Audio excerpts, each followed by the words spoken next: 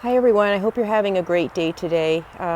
Today I'm going to finish up the supports for my trellises for my Vego garden beds. We have 3 trellises that we put up so far. I think we're going to stop at 3, and I'm going to actually finish this one myself. The other 2, my husband and my daughter helped, but we all had the flu. So today I'm on my own and I'm going to finish this up by myself, and hopefully I can get this done today, finish up this bed. So what I'm going to do is just narrate it after, because I do live on a busy street. There is a lot of traffic behind me. I don't live in an area where it's nice and quiet, unfortunately, but you know, a garden's a garden. So let's get started. So most of these pieces I had pre-drilled holes before and used a template. So most of them did match up with the garden beds, but I think it was a combination of the wood not being perfectly straight. I've got these pieces from the big box store, and I pick through them and I try to get the straightest pieces as possible, but sometimes it did not work out that way. So I had to work with what I had, and I wasn't going to go back again, and I wasn't going to spend any more money. So I figure I could make it work out. So here I'm just putting in the 3-inch machine screws. I had washers on both sides, and the nylon lock nuts I used behind on the inside of the garden bed. Of course, I use stainless steel to help with any issues of corrosion.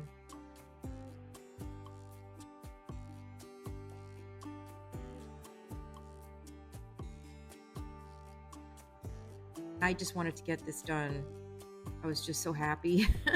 I was like 18 days. I think I had the flu. It was just so bad. I got tested for everything and nothing showed up. But like when you have a project and you're just at the very end of it, when you have to get it done, you just can't wait. And even though people want to help you. So everybody was out, and I said to myself, I'm going to do it. So I got started on it.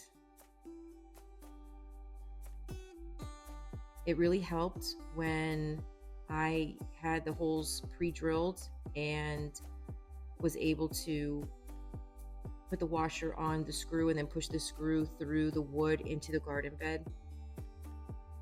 And then this way I could just lightly secure it on the inside before I got to drill it. And this is just what I was doing on the inside. It's much easier to do the garden bed, the top part of it, for bracing it, than the bottom, because then you got to reach down. I moved a lot of dirt away from the side of the bed. The lower you get, you got to move the dirt more away. So that's a great piece of straight wood. That's the last one I had, and there was no way I was going back to go get another piece. It's just I had the last one, and of course it was the worst one, and I'm like, it's going on. So that one, I think either the holes weren't aligned correctly, because the best way, honestly, if I had to do them all over again, I would just measure with a pencil through the garden bed. It worked out much faster, because sometimes they didn't line up correctly. They were just like a little bit off. It's not, it's not perfect. When you have things growing in here and you put this, the sand, the soil, things shift, and when you unscrew the screws, it might shift a little bit. So that was okay. We figured it out. And I used 1/4-inch drill bit. You can also kind of wiggle the drill a little bit, just to make the hole just a tad bit, the diameter a little bit more open, to put the 3-inch screw in, because it's just so much easier when that screw is all the way through, so you can line it up with the holes on the garden bed.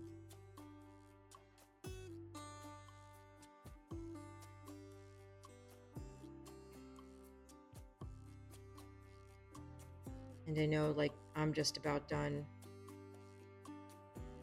and I'm just so happy.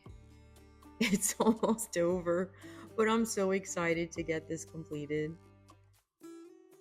Okay, so these garden beds should be spaced about 3 feet apart. Mine are not. Mine are much smaller. Maybe mine are 24 inches, not 36. Maybe mine are 2 feet. Because with a 24-foot cattle panel, they kind of look bowed out on the top, like a chuck wagon. But I didn't plan on doing this before I set the garden beds in the ground, and there was no way I was going to move these garden beds. So it is what it is. Oh, what I did do is I got a bolt cutter and I trimmed some of the cattle panel so it wasn't sticking up too high, but it's still high enough for me to walk underneath it. And I'm like 5'6", 5'6.5". So there's plenty of room for me to walk under it. And that's what I wanted to do. I wanted to be able to walk under it. So it's finally completed. I'm so happy, and thank you so much for watching, and have a good one.